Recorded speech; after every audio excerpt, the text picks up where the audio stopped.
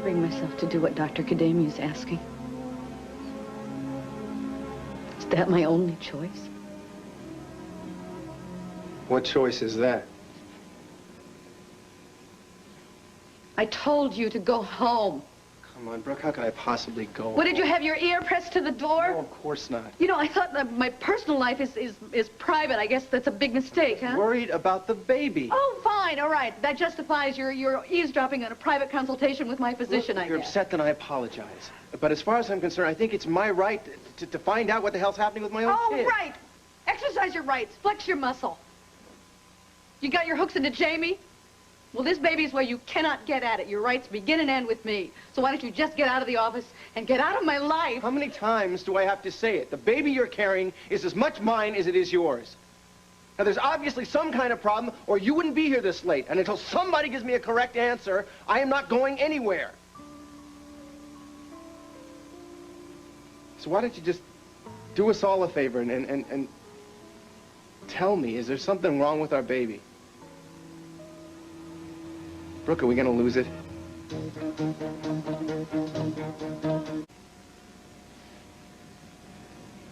Think I ever loved you?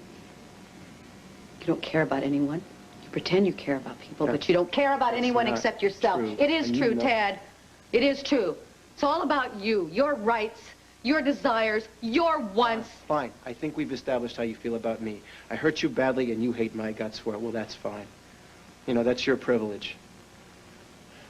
There's obviously not much I can do to change your opinion of me. Much? Try nothing. Okay. Have it your way, Brooke. Have it any way you like, on any topic you like, except our children. That's where I have an equal say. Now, I find you here at Kademi's office and in the middle of the night getting blood tests with your moral support group, and I can't help wondering why. Now, you won't give me a straight answer, then terrific. I'll find out from my dad. I don't want to play it that way, but if you're not going to be straight with me, if you're going to try to cut me out of it again, I'll do whatever I have to find out what the hell's going on with my baby. Hey, I'm going to call a timeout here. Tom, wait.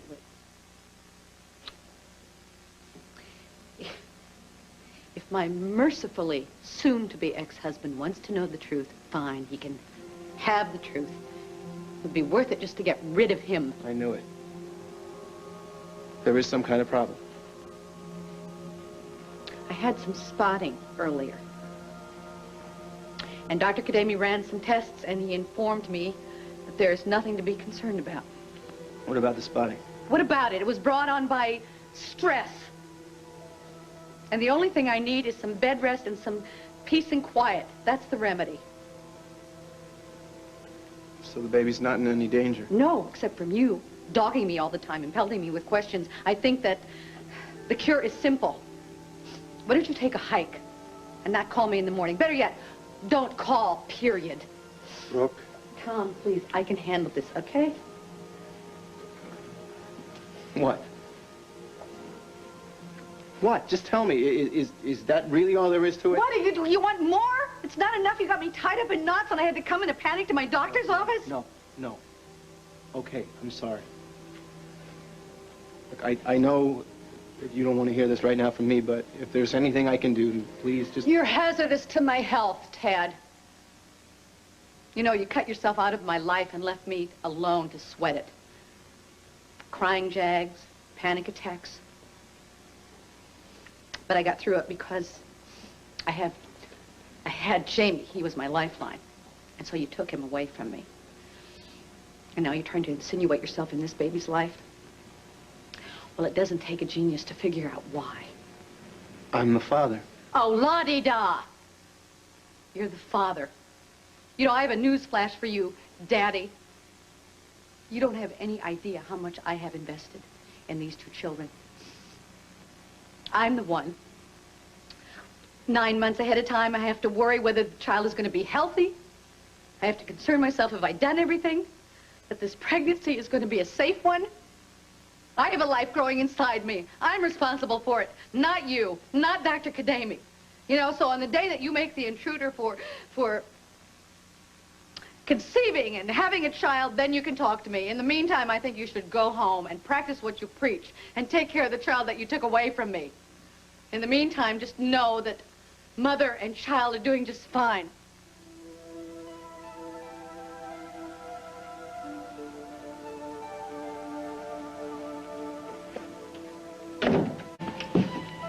You mind if I come in? It's late. Brooke accused me of dogging her. She was right. I waited outside the hospital. She never came out. Well, I don't know what we can do for you, Tad. I do. You can start by telling me the truth about what happened in that office.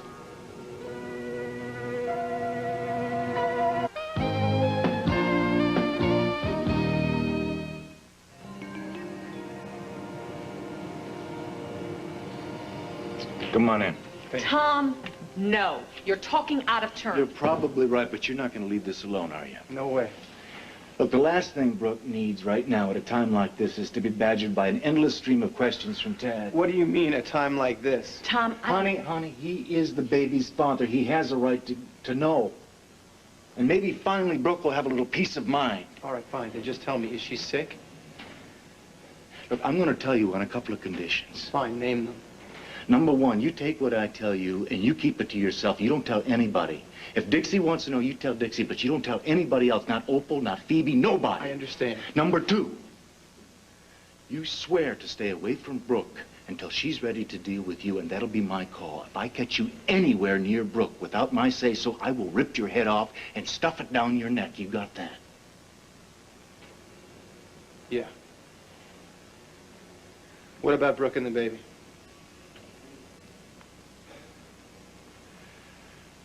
Brooke's pregnancy is ectopic. That means the embryo is embedded in the fallopian tube. As I understand it, if the pregnancy is allowed to develop, the tube will burst. Brooke can die without surgery. But at this point, Dr. Kademi expects a full recovery. Tom and I are both very sorry. It's a tragedy. Waiting for a new life to begin and being told it's never had a chance.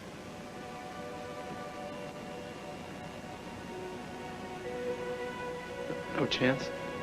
Her pregnancy is not viable. Surgery's been scheduled for the morning to terminate it. Why didn't she just tell me? I can't answer that. It's not up to me to question Brooke's motives or her choices. Brooke doesn't need an audience for what she's going through right now.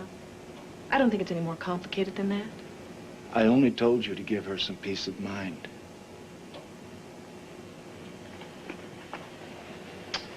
It's not fair. I just don't see why she should have to go through this right now on top of everything else. It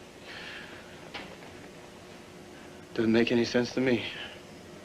Doesn't make any to me either. But what we're going to do is hold her hand and tell her it's going to be all right.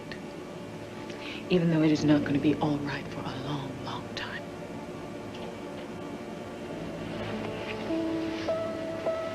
Thanks for being straight with me. I'll do what I said. I'll stay away from Brooke. Shouldn't be like this, though, you know. I wish I could do something to help her, but I guess I kind of made that impossible a long time ago.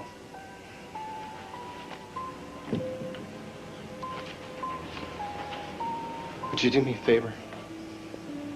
Would you, stick close to her for me? Don't let her fool you. She's a real strong woman, but, nobody in the world should have to shoulder everything she's been forced through.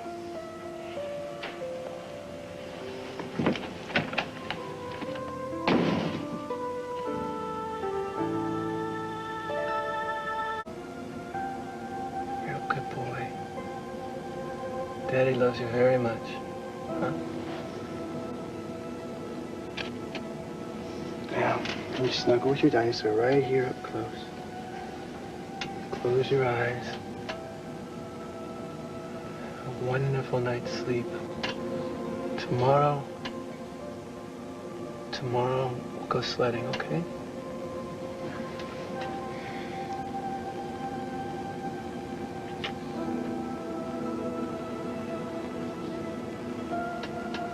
Good night, Jamie.